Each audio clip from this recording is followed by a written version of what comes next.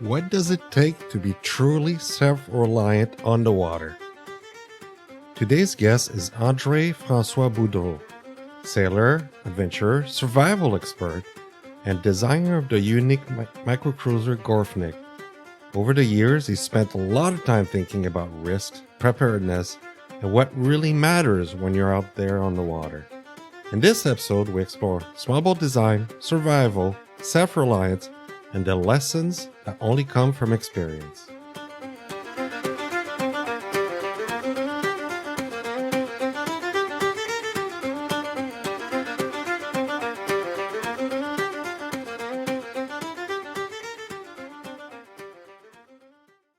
So today we have André-François Boudreau. He's a, what do we call, survival expert? A small boat expert, but really survival. We'll get into that. I think for the show, if you can tell me I don't know about you, is when did you start, move to sailing? I know, let's talk about your water story. You mentioned you've started with the canoes and how you got into sailing. Maybe let's start with that first, how you got into.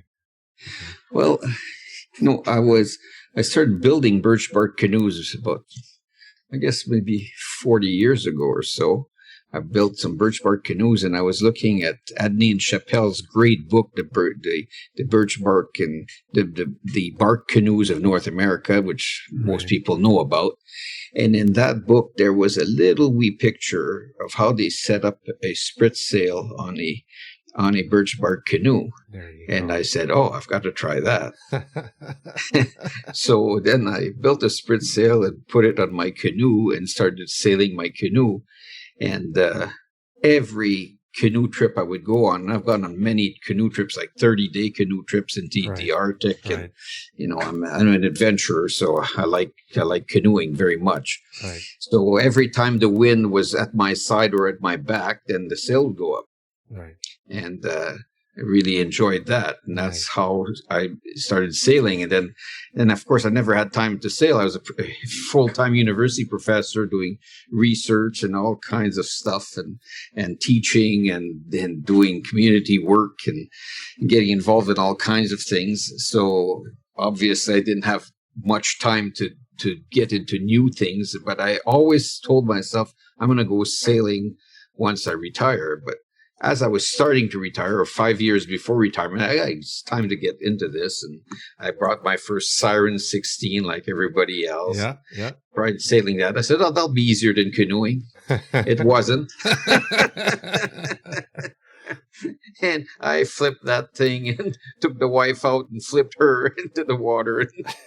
That's a common story, you wouldn't believe. Yeah, common story, like everybody does. Yeah. And as the boat flips over, in about 5 seconds, in that 5 seconds, your whole life goes before you. She will never want to go with me again, and this is over. You have no idea. How many of us relate to that. A lot of us can relate to that, I guess. Yeah, absolutely. It takes a long time before she has faith again. And the first time I took her camping in it, then the front window would leak. And it dripped on our faces while we were sleeping. And the motor, I had this stupid old motor that made a ton of noise, a tube thing, and the thing would cut out on me in the worst possible moment all the time. Oh, jeez. So you've been a solo sailor since, is that right? But let's go back. A lot of people might not know you're actually, and let's talk a little bit about it. You're actually, a Guinness record holder, but despite you were not setting up. Tell us about this story, how you became the Guinness World holder for survival in the boreal forest. I was working on my doctorate in survival education. I was using survival as a means of education. Right. And and at the university, I was hired as a professor to build the tourism industry in Quebec, the outdoor adventure tourism industry. So I was teaching all kinds of things that have to do with the outdoors and outdoor skills. And I was always interested, ever since I was 15 years old, I was interested in outdoor skills and edible plants and all kinds of things, and building rafts and whatever. And as time went on, I kept doing this. And then when I finished my doctorate and I became a university professor, I guess I was influenced by Sir Edmund Hillary, which I had met, the first to climb Mount Everest. And as he did his conference on Mount Everest, he would talk about half an hour on Mount Everest and then spend another hour talking about how he was helping the Nepalese people in building schools and stuff. Right. And then it occurred to me that because of his fame doing that, he was able to pass messages. And I was really involved in environmental work at the time too. Mm-hmm. And I said, I got to do something special that'll put me on the map so that people will listen to me in my environmental stuff that I want to talk about, right, protecting nature and stuff. And I said, I got to do something crazy. So why not a 1 month survival trip? I had done many 10-day survival trips before that, many 5 days and week long. And because when I started doing survival things, my research method was to remove stuff from my gear and then go out and try stuff. And this was way before everybody was doing it. There's no internet or anything. Right, so I was doing it by myself. So I'd go out, and first I'd go out with no rope of any kind, for example. No rope, no string, no belt, no handkerchief, nothing to tie anything with. And then you have to set up your tent, and you've got no ropes of any kind, and you've got it. So you have to learn how to make rope. So I would research a little bit. How do you make rope? What plants can you use? And I'd go out and test this, and spend 3-4 days till I learned how to make rope. And then I would do the same thing, boiling water without a pot, and then doing with no food, and then go with a raw hamburger and raw rice and no fire. And then say I'll learn how to build fire by rubbing sticks, and then I would eat raw hamburger because there's no way that would work that easily. So and as that kept going on, I said that it's time to do a 1 month trip, because I'd finished my doctorate, had done all this stuff over and over and over again. And I said, I wanted to test myself a little bit and say, well, this will be. So we set it up so that I could talk to a radio station once in a while when I was out there, and that became a big deal. And I had a guy taking care of all of this, because there was also a zoo there's a special kind of zoo in our region, in which the animals, instead of the animals being in cages, the animals were free and the people were in cages. So we've got these little trains running through the nature thing. And we're trying to make money, to raise money for this foundation of the University of Nature Foundation. It was kind of a zoo, which became the Zoo of Saint-Félicien, which is known all over the world now. Yeah, right. So that back in 1984, that was the plan. And the guy that was responsible for the zoo took me under his wing, and he said, okay, we'll make this show and get money from that and do this. So out I went with no matches, no gear of any kind, and no food, and just the clothes on my back, picked at random by taking a city person. We picked the 10th and 11th person that would go by this on the street in the town, and say, what have you got on you? Okay, $19.68, a credit card, a little jacket, a pair of boots, a pair of pants, and a baseball cap. And that's how you went out.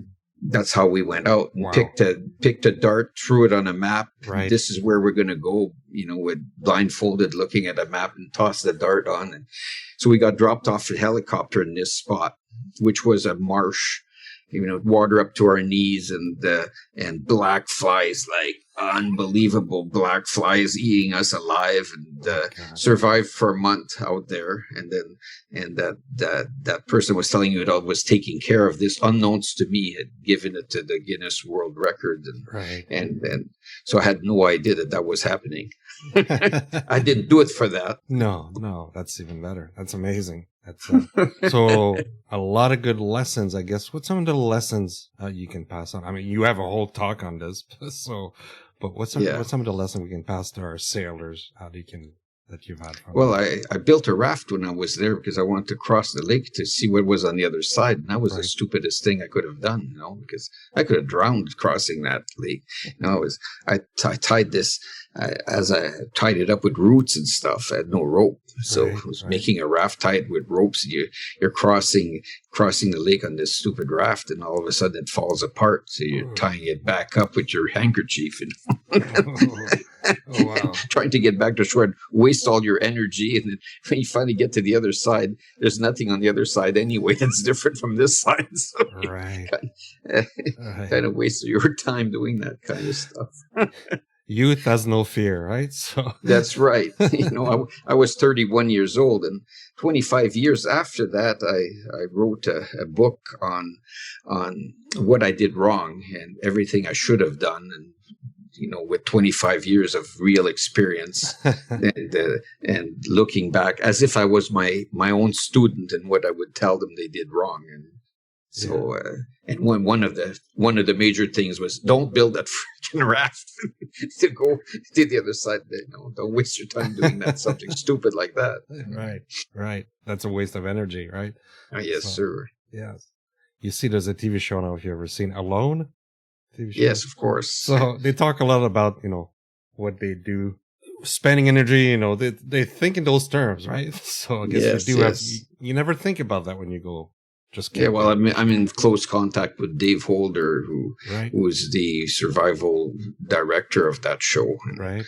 Of course, and I've met many of the contestants, and it's quite an adventure. Something that I'm not sure that I would like to do. No, I wouldn't. I would last alone. 3 days. I would last as long as I want, probably, but I don't want to do it. Yeah, the social aspect would be difficult. Lack of social, definitely. On the 21st day of my 30-day trip, I would rather have had a book than a steak. I was so bored out of my mind. Right.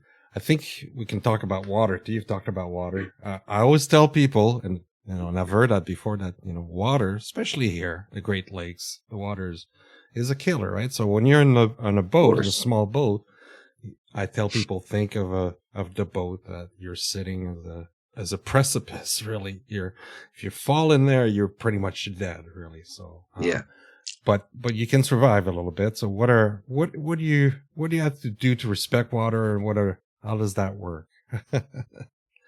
What are your advice with water? I know it's similar. Well, it's like in any survival situation. If you go out on a snowmobile, you've got to assume that you're going to run out of gas, or there's going to be a break. It's something's going to happen sooner or later. Right. So you've always got to say, what happens if my motor cuts out? What happens if I break my mast? What happens if there's a hole in my boat? And if I hit a rock that I wasn't expecting and I put a hole in my boat, what's going to happen to me? And if the answer is I don't know, then that's the wrong answer. Mm-hmm. You've got to have an answer for every potential pessimistic scenario that you can imagine. And if you've got an answer for that, you say, it's no problem. I've got a set of bungs that I can put in there. I've got some underwater epoxy I can fix a crack with. I've got the cloth that I can do this with, or the boat will still float anyway because I've put lots of balloons in it, whatever. But the answer's got to be, I still survive. Right. So you've got to do this ahead of time. Yeah. It's like on my little boats, I kind of always treat them like canoes. Mm-hmm. Like you're close to shore, you're watching the weather, and if anything goes wrong, off the shore you go. Right. But I'm not a true sailor like some of the other people that you've interviewed. I don't feel like I'm a hardcore sailor. I'm a chicken. Chicken. I don't want to go out in the middle of the ocean and do crazy stuff. Wow, so, I've seen you in your boat. We'll talk about it, Gorfnik, on the Saguenay, which can get pretty, and it was pretty. It looked like a pretty windy day and pretty hard day for a little. Oh yeah, I've scared myself. Right, I've scared myself pretty bad. Right, so 4-foot waves in a PD racer is not necessarily a good idea. It's like anything. It's about judging the risks, basically, right? And Of like you course. say, you have your answers. It's about judging the risk. And Yeah. What happens if I flip over here at the worst possible moment when I'm in the farthest part of that crossing? If I flip over and the answer is I'm dead, I don't like that answer very much. no. No. So if I like to always sail with a buddy, just like I like to canoe with a buddy. So at least you can do a tea rescue. So if you have a buddy that can help you recover, that helps a lot.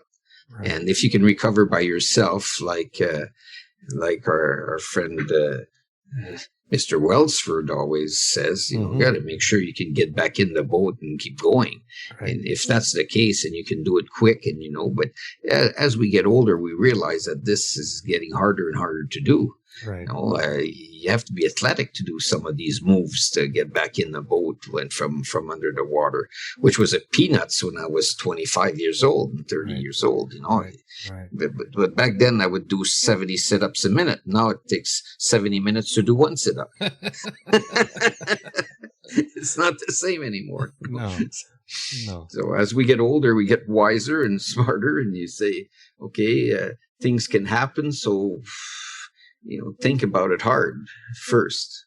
Right.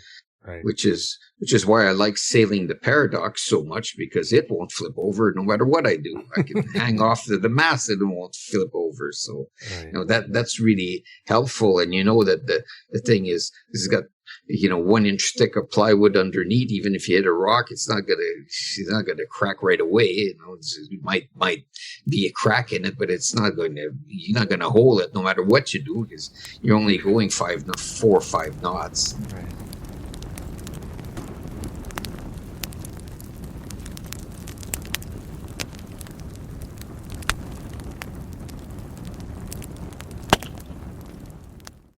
You've developed a PD racer, Paradox mutant, I guess I would say, right? Yeah. But it's actually for one person, it's very handy, very well designed. Tell us about how you came about this design, the Gorfnik. I think that's what's okay. Called, well, right? I have a pack boat canoe, which you pack into the plane and take out to different places of the world and go canoeing. Right. It just folds up like a tent. Right. You got poles in it and stuff. Yeah. So I'd taken that down to the Everglades with my daughter and a buddy. Yes. And I guess I had a sore back back then because I had to have an operation on my back. And it was just before the operation. It was pretty rough. And all went well but that operation, by the way, and I'm back to 100%. But when that happened, I wasn't feeling right up to that. And I was doing the Everglades. In the Everglades, you have to go from I don't remember what they call them, those platforms. We've got platforms every 25 kilometers or so, or every 15 miles or so. There's a platform, and you've got to get to that platform to sleep on. Otherwise, you're in the middle of there's swamps and on shore it's mangroves, so you can't get there, and there's alligators and snakes and stuff. So you sleep on those platforms. So you've got to reserve those platforms ahead of time. Okay. And when I did it. Hey, that's far sometimes, because when the wind gets in your face and the tide is against you and you've still got to do your 25 kilometers, that's a hard day's paddle, especially when you've got a sore back. Right. So I made it, but when I got there, I was crawling on that platform. And I said, this doesn't work. I got to be able to sleep in my canoe. Right. Right. But then I started looking around and say, how could I sleep in my canoe? I got to make a boat that looks like a canoe. It's not much bigger than a canoe, but I can sleep in it. And then I saw the Tenacious Turtle, or PD Racer, and that looked like got a little cabin there in the front. And I figured, if I put seats at the back, I could crawl in there and shove my feet in. And so I built a PD Racer, and then I wasted a lot of plywood. I wasted a lot of plywood trying to make a cabin in the front like every other boat. Right. Everybody does. Yeah. And the PD Racer is just too small for that. It just doesn't really work. And then I started thinking, I said, wait a minute, I've got a Paradox, and the cabin's at the back. Right. Why don't I do like the Paradox? So then then it just occurred to me just there and then that maybe I should put the cabin in the back. And I did. I just put the cabin in the back. And there was another gentleman that did a PD racer to go around the Everglades Challenge with. It was yellow. Mr. Weingartner or something like that. And sorry about that. I can't remember. But he also had a PD racer. And he was rolling it with ropes like in the Paradox. Mm-hmm. And I said, that makes sense to me now because I can put my feet underneath. Mm-hmm. And he was complaining that a 16-inch, that he had trouble turning his feet. I said, okay, so I'll make it 18 inches. I made it just a little bit higher, 18 inches. And it just happened that by some kind of luck that it kind of worked out that was perfect. Yeah. And then I was sitting down and watching, and then I had to have a 12.5 degree seat because I wanted to be comfortable sitting back, and lots of mountaineering, backpacking experience. So I know what makes things comfortable, what works and doesn't work inside of a small tent and stuff. Right. So I figured that in 8x4 feet, that would be plenty. And also, I kind of made it into a research project for myself for the university. I said, I'm going to try to do something that you can build really quickly and really easily, and that works anyway, and that you can camp in comfortably. And I had to test it out and work it out. So once I built the Gorfnik, it just happened that the cabin size was just right. I put 2 handles so I could hold on to those handles to slip down in my feet. The seat kind of flips back so that you can sit in the bottom and have a 12.5 degrees. And if you're sitting on the seat, you also have a 2.5 degrees. And you can put the seat up higher when it's nice out and just be sitting full height with your whole body out of the cabin if it's warm out or something. And you want to do that. So I had all these ideas, and then I could sit in the front of the boat, outside the boat, and steer it from outside the boat by putting a rope around to the back and be comfortable there. And then I designed this sliding hatch, right, which I redesigned since then and made it a lot better. When I built the Enigma, I put a sliding hatch too, and which folds in half. And it so happens that you can just pull that hatch off and drop it on the deck, put 2 straps on it, hold it there. So basically, the first one took me maybe 2-3 months because of all the measurements and stuff, the adjustments and everything else. But it just seems to work. And then don't forget, I'm from a canoeing background, and I was doing a lot of poling. So I had a canoe pole. Right. That I was using to go up rapids in the pole. And I wanted to be able to pole my Gorfnik too. Okay. So when you stand in the Gorfnik just in the front of the cabin, you can pole the Gorfnik just like a canoe. And I have taken it up our 2 rapids actually. Oh wow. And so I can really explore things that you can't usually explore in any kind of other sailboat. But the Gorfnik it's a sailing canoe, but you got to treat it like a canoe. It's not fast.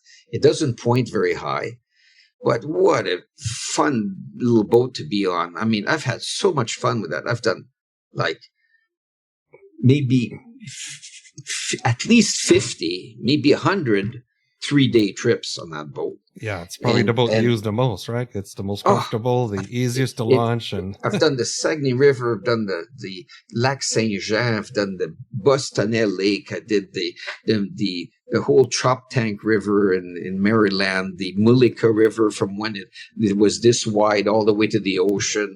I mean, it's just magic because it's just fun. And in the Everglades, cross the Everglades with it, through the Nightmare Passage, had to sleep right in the middle of the Nightmare Passage, and you just, and sometimes we had to wait for the water to go down because there's a tree too high, and you have to boat guys stand on the Gorfnik, and I could put 3 Gorfniks on the same trailer with buddies and go down to Florida from Chicoutimi, Quebec, a 30-hour drive nonstop.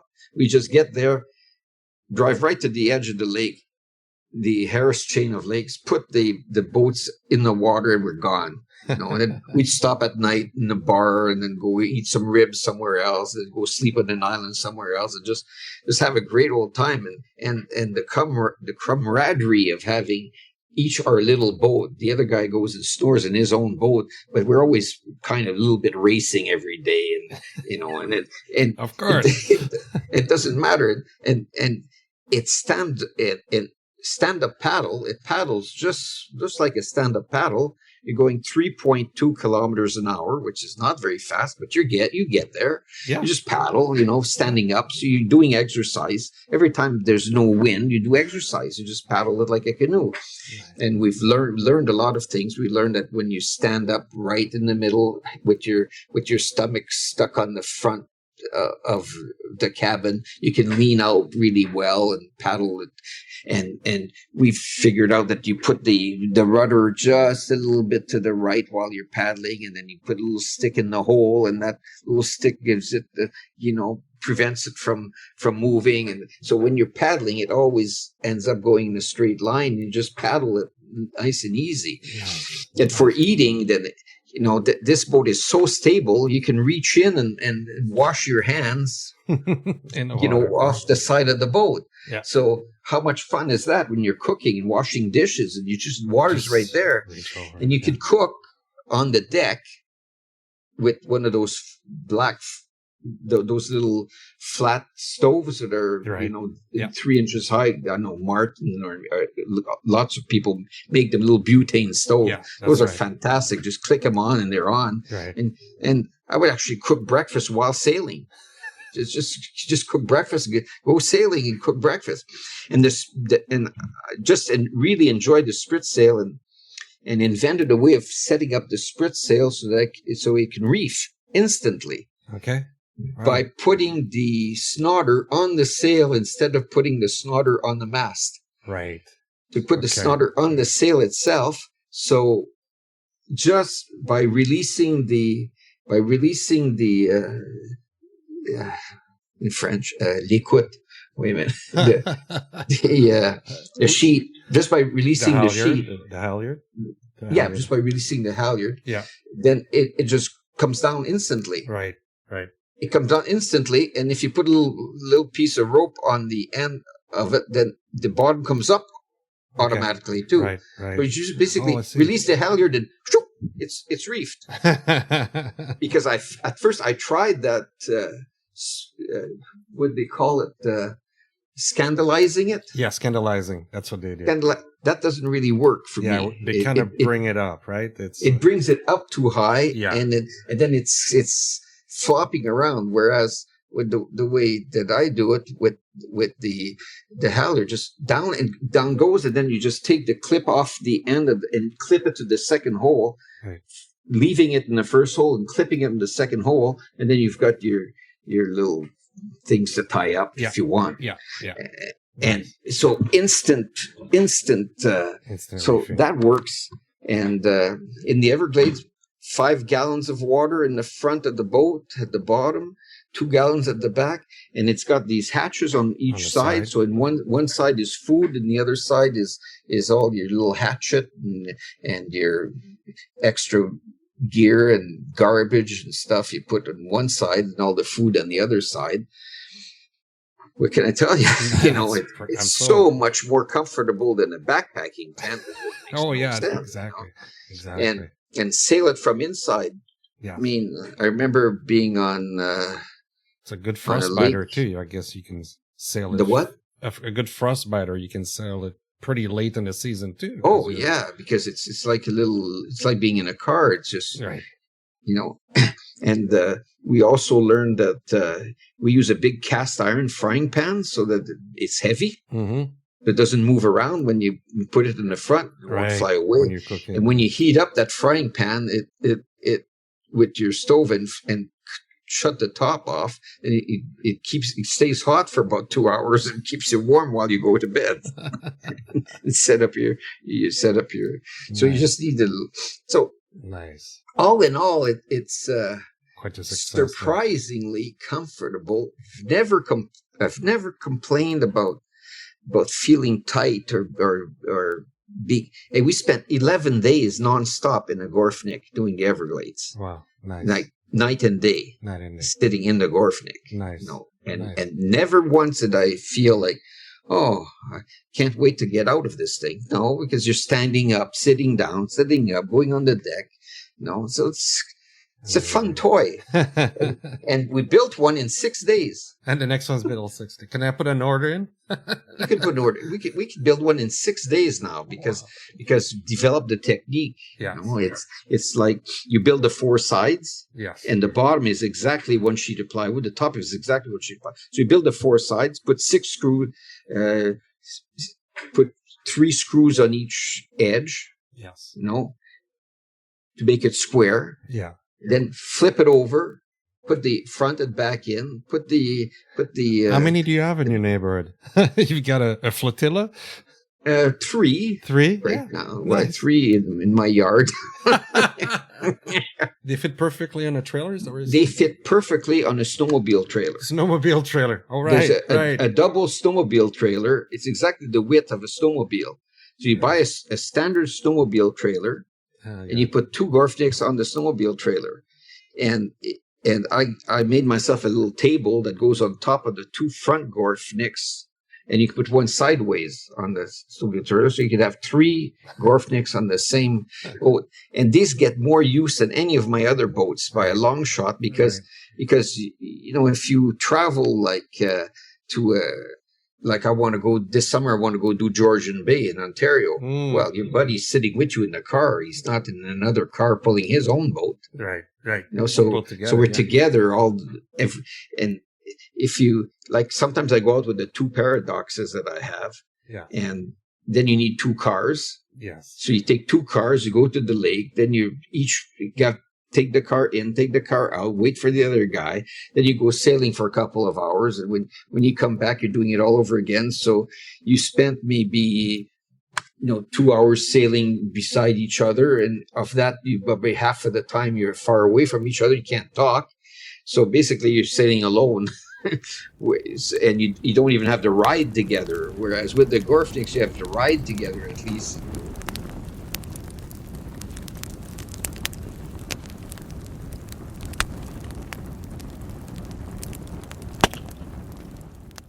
And the plans are free, from what I understand. Are they available? Yes, of course.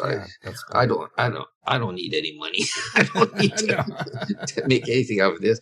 I put the plans for free, and I encourage people to try it. I mean, it's just like the cover. You put it the other way. You just flip it, and it so happens it's just the same height. Yes. With a little Velcro on each side, then you've got a table that you can. When you stand up, pictures. It's really well done. Definitely, everything has been thought out. Yeah, but it's really a fun little boat. The only thing that I don't like about it is that it's a PD racer and it slaps in the waves. Right. Yeah. And that doesn't perform very well going upwind is not very upwind, good. Especially when there's waves. As soon as there's waves, it slaps and then it kind of slows you down pretty much. Yeah. So I solved that problem for the Gorfnik Plus version. Tell us about that. What's the Gorfnik Plus? Or is that a trade secret at this point? Well, my most recent boat I built was a double Gorfnik. Double Gorfnik, okay. So I wanted to have a boat that my wife would accept coming with me. Okay. So it's a boat. It's like a Gorfnik, except it's 5 feet wide and 12 feet long. Right. 5 feet wide, 12 feet long, which makes it incredibly stable. Similar to the famous Osgoose, I guess. Eh?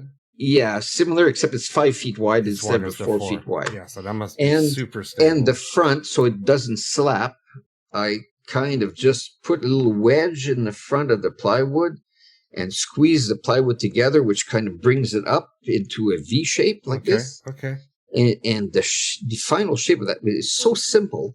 I don't know, somebody must have thought of that before me, but it is so simple, and it makes it into a scow. Okay. Yes. Like it makes it into a shape, and the thing does not slap. Wow. Hardly ever. Wow. And I'm really impressed by this. And it was a little bit more work to build because it curves the front end a little bit, because when you do that, it curves it in a little bit. So a lot of precise calculations to build it. It was a little bit hard to build. But I built this double Gorfnik, and the hardest design on that one.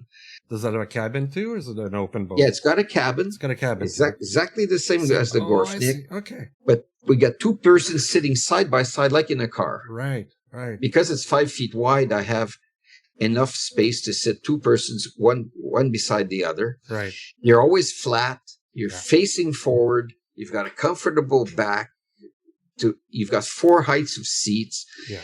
Man, this thing is just a charm. Wow. And I put a little electric motor and a little bit of e-propulsion, e-light on it. And I've got 2 sails on it. It's a big sail in the front, small sail at the back.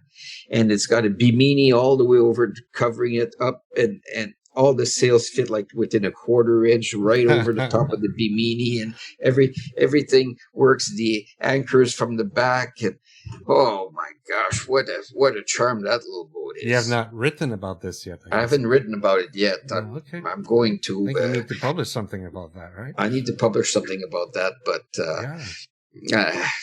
laziness is taking over me. I'd rather go sailing. You'd rather go sailing. It's more fun. Yeah, it's more fun, definitely. But this concept, I think, does not affect the stability, and it prevents it from slapping, which I think is really a major improvement to the PD Racer design. Right.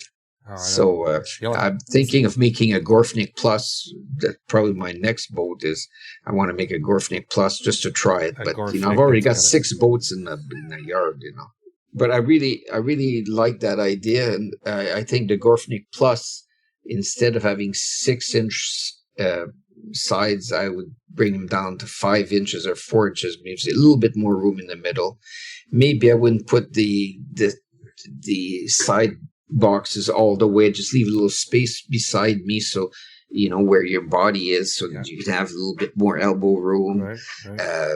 You can move yourself over an extra inch on one side when the wind is coming that way, and stuff like that, and maybe make it 10 feet so that I can have that front bow that doesn't slap. Right. Wow. And then I'm going to have a nice little cruising boat.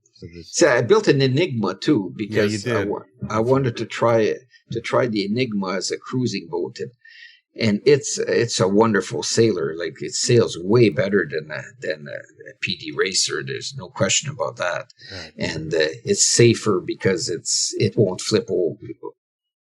I don't think it'll flip over, not very easily. I've had it over so that water would go inside the cabin and I would still be able to bring it back up. Okay. But you don't want it to flip over. So it can handle a lot more. But for camping, you're better off in a Gorfnik for camping, because a Gorfnik is stable and the Enigma is a little bit tender. So yeah, probably not. Depends. Every boat is a compromise. Every boat's a compromise. Exactly. Every boat is a compromise. That's why you need so many. Yeah, well, my Gorfnik, my double Gorfnik is not a very fast boat, but for a pleasure boat, for going out on a picnic, just go camp out with the girlfriend, and you can sleep in it and picnic in it, and stand up on the deck outside. You can stand on the edge of the corner and it won't flip. Great. But these are fun things. Yeah, lots of fun. For sure. What I like about the other thing I like about the Gorfnik is because the snowmobile trailer, the flips, right? It's a tilt trailer. It tilts. Okay. Yes. So tilt that means trailer. That's right. Okay. Yeah. So you can, which means that you can just tie the Gorfniks to a tree and drive forward, and the Gorfniks are on the ground, and then you can pull them 100 feet down the hill to the lake. Yeah. And take off with no So some of the lakes I've been on, there's no boat ramp, there's nothing. You're just out in the bush and you're just dragging it through the bushes onto the lake. And then you do this lake for 5, 6, 7, 8 days, and you come back there and you say, how the hell am I going to get these things back up the hill now? So you get a long 1/8 inch rope and tie them up and pull them with the car up the hill. And then if it hits a tree or something, then the rope breaks because before the wood rips out. Right. And so you pull it back out. You got pretty tough bottom, I think. And the Gorfnik is built with tough bottom. Yeah, well, the original Gorfnik, I built the first 2 Gorfniks I built. I actually sprayed them with Linex, which is the truck bed liners. Yeah, truck bed liner, the polycarbonate stuff. Not the smoothest thing, but definitely not the smoothest thing, but tough as nails. Tough as nails. Yeah. You know, just wow. I remember in the Gorfnik, I'd be on a lake and I'd just go fall asleep and then wake up when it hits shore. I don't care. There's a lot to be said for that kind of stuff. Take a nap. Oh, bang. Oh, okay. I think I better do attack now. Can't take life too seriously. No. No, life is short. We got to have fun. And the Gorfnik I swear I've had more fun with those Gorfniks than all my other boats combined.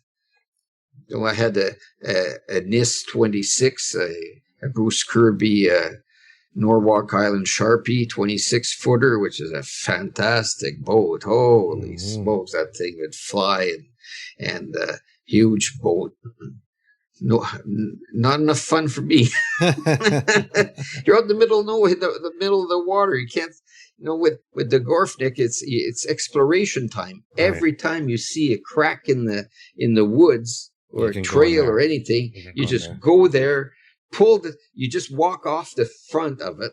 You don't have to worry about getting off or balancing or anything. You just drive it onto shore, step out of it, walk off the shore, tie it up, go for a walk, come back with the mushrooms, toss them into the boat, and you're off again. There you go. I just love that. I love being able to explore.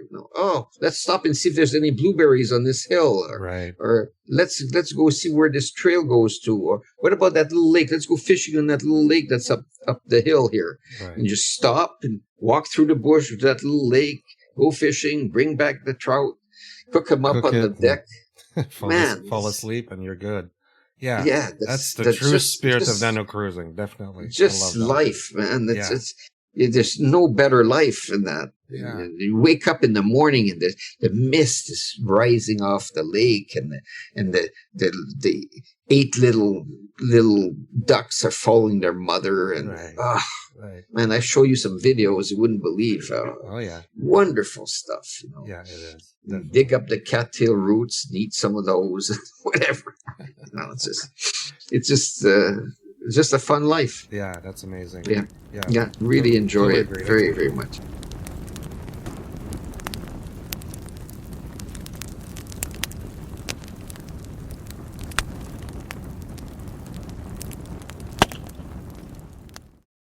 What do you carry?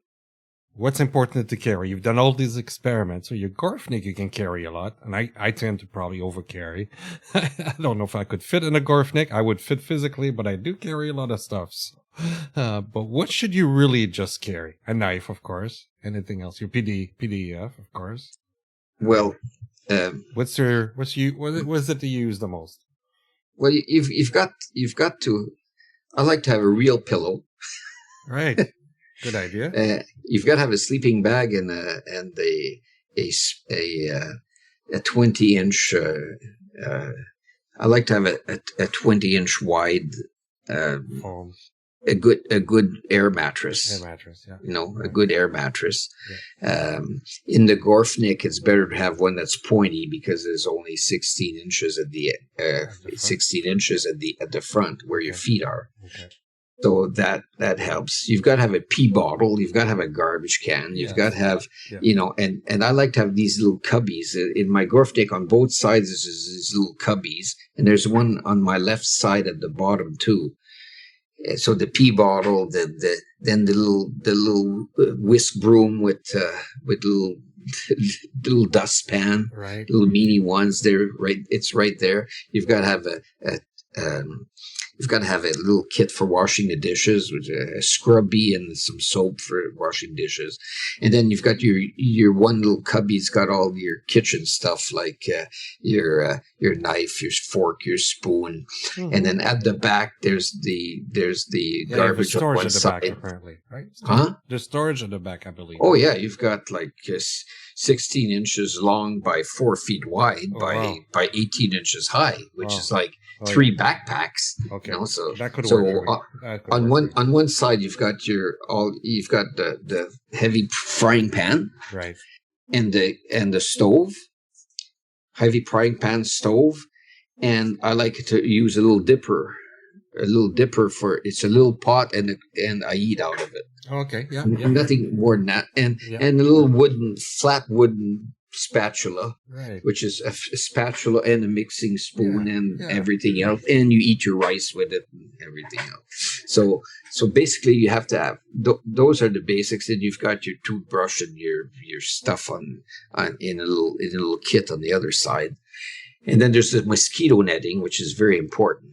Yes. The Gorfnik's got this permanent screen at the back, right, with little angled thing which prevents. Never had a drop of rain in my Gorfnik, right, ever. So you're enclosed, and you're enclosed, but you've got a fresh air coming in like 4 inches high by 32 inches wide. So you've got plenty of air when the top is down, right. And there's a Velcroed screen all the way around as well. Okay. So because mosquitoes get fierce sometimes. Oh, yeah. And inside the Gorfnik, like in the Everglades, as soon as 5 o'clock hits, poof, mosquitoes are. So the first day you get bitten alive, and then the next day you say, "Oh, I've learned my lesson." And at 5 o'clock, I'm going in. My supper's got to be cooked. I also like to have a thermos, mm-hmm. and I like the thermos to be wide mouthed so that you can cook something. You cook soup in the morning and have it for lunch already hot. Already ready. Or in the evening, before mosquitoes, you boil water, put it in there, and then you can have tea later in the evening if you want. And because you're sitting down comfortably, leaning back on this seat, then you can spend your night reading, and I've got a little iPad holder which holds my iPad up, so I've got TV on it. So you're pretty far from the days of survival in the woods now. Oh no, man! You're not going back to that, right? Survival, you do it. You do it once. Yeah. Well, I did it all my life, so now I know better. You know better. Yes. I know. I don't want to. Why would I need to do that? Right. Be careful. Be comfortable now is my plan. I want to make it as comfortable as possible, but at the same time as worry free as possible, and not have to tinker and bother with all kinds of stuff. It's such a pleasure when it starts raining and you pick up your hatch, put it halfway on, pull out the umbrella. I always have this little Birdie Pal silver umbrella, which is great when it's also a bimini when it's really hot out. Right, you hold it up and prevent, get rid of sun. So the little bimini is fun, or just the cover comes up and you can put it up on an angle because it's got these little 2 sticks to hold it up too. Yeah. So you can keep sitting in it and be inside and sail from inside when it rains. And I've had buddies go out that never used a Gorfnik before in their lives, and the first time we get out on the lake, it starts raining right away. Shut it down. Close it up. Close it up. Go inside and just keep sailing. They just keep sailing, riding the boat, and that's it. Right. And there's 2 lee boards on each side, one on each side, Right. And that really helps. And on my double Gorfnik, I made them extra heavy. I made them 20 pounds of lead on each end, which really helps to stabilize it very, very much. And they're weighted. Yeah. So the Gorfnik is pretty stable. I've never flipped it, never even come close to flipping it yet. Two of my buddies flipped one because they were beginners and didn't let go of the in a 60 mile an hour puff, a huge thing, and they didn't let go, and it flipped it over instantly because it's square. It flips instantly once it passes. But you can ride it. And when you ride it, you have 5 inches of water in the bottom, which you have to take a bucket and bucket it out. But once you flip it back up and you've let go of the sail and flip it back up, then you're completely stable, even if there's 6 inches of water, and you can easily empty it out and then put the sail back up and keep going after that. But then you've learned that you need to let go of the sheet. That's one way to learn, for sure. That's one way to learn. Do that once. Yes. The other thing I have in my Gorfnik is I have a pair of Crocs for walking in the water. Yeah, I'm always in Crocs. Or going swimming. Totally in Crocs all the time. And on the Gorfnik, there's a swim step also. All right. So you can get back in on the swim step, and there's a little piece of tubing about 6 inches long on the line that goes from the back.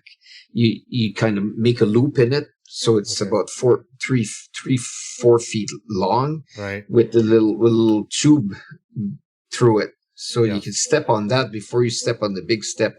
So it's a great swimming platform. Oh, nice. Gorfnik is a great swimming platform. Okay. And I even take showers because I've got a little bag with a little sprinkle thing, and you heat up a bag of water, put it in that, hang it up on the mast on the front deck, go sit on the front deck. And when you go fishing, you don't have the fish inside your boat. The fish stays outside the boat. Right. You can clean it on the front deck and then wash off the front deck. Right. And you never have any dirt or slop inside the boat. So nice. For a cruising thing, wow. NanoCruising is perfect. That's perfect. Well, that's great. It's been great talking to you, André-François. It's been wonderful. Well, it's nice talking to you, Stefan. That's really good. It makes us dream, for sure. That's the idea. Yeah. Get people out on the water, enjoy it. Thank you very, very much for having me on, and enjoy the beginning of your summer. Will do. Before we wrap up, I just want to say that André-François and I could have easily talked for another couple hours. We ended up taking quite a few detours, especially when it came to his fascinating little cruiser Gorfnik. And I really enjoyed hearing the passion behind both the boat and the ideas that shaped it. While we spent much of our time talking about small boats and self-reliance, it's worth mentioning that André-François is also widely respected in the survival and bushcraft community. He's the author of Wilderness Secrets Revealed, and he's been a featured speaker on the Global Bushcraft Symposium, where he shares many of his hard-earned lessons on survival, preparedness, and living confidently in the outdoors.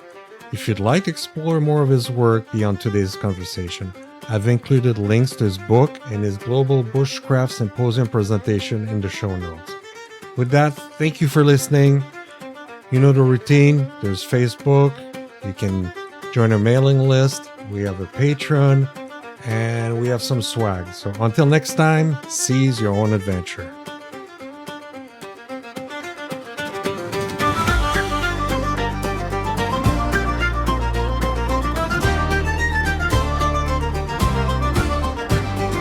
No inches humming, no engine roar, just a little boat and an open shore.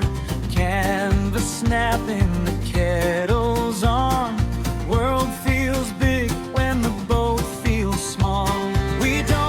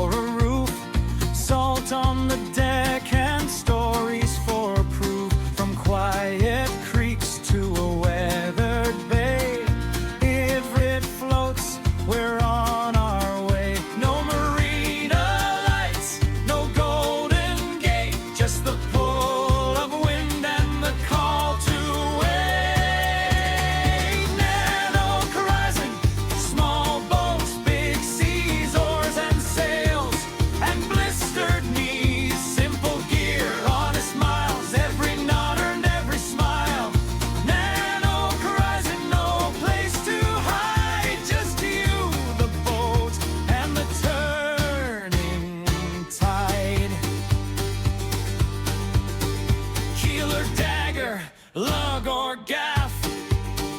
Plans go wrong and we laugh. If you can tow it, if you can row, there's a long way left to go.